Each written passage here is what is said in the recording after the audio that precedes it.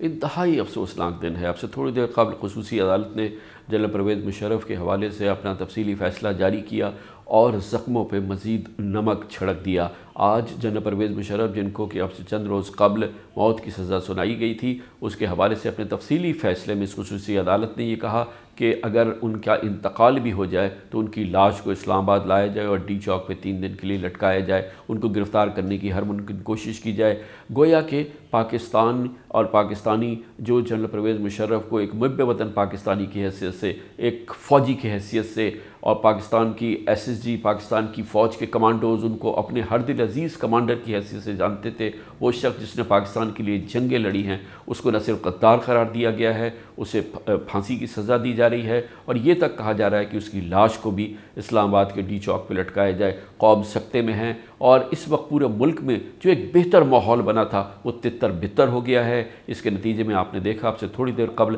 Pakistan stock exchange کا index 1200 point کے قریب وہ گر گیا ہے، اور کم از کم 3% کے قریب اس میں فوری طور پہ گراوٹ آئی ہے۔ یہ وہ انڈیکس ہے جو دنیا میں بہترین پرفارم کر رہا تھا، لیکن اس فیصلے نے پورے ماحول کو تتر بتر کر دیا ہے۔ فوج کے لیے، پاکستانیوں کے لیے، پاکستانی فوج کے ہراول دستوں کے لیے، ان کے کمانڈوز کے لیے یہ فیصلہ ناقابل قبول ہے، یہ ناقابل عمل ہے، اور پاکستان کی تاریخ کا جو متنازع ترین فیصلے ہیں ان میں سے یہ انتہائی متنازع فیصلہ ہے۔ اسے نہ قوم ہضم کرے گی، نہ اسے پاکستان کی عوام ہضم کرے گی، نہ پاکستان کی حکومت، اور نہ ہی پاکستان کی فوج۔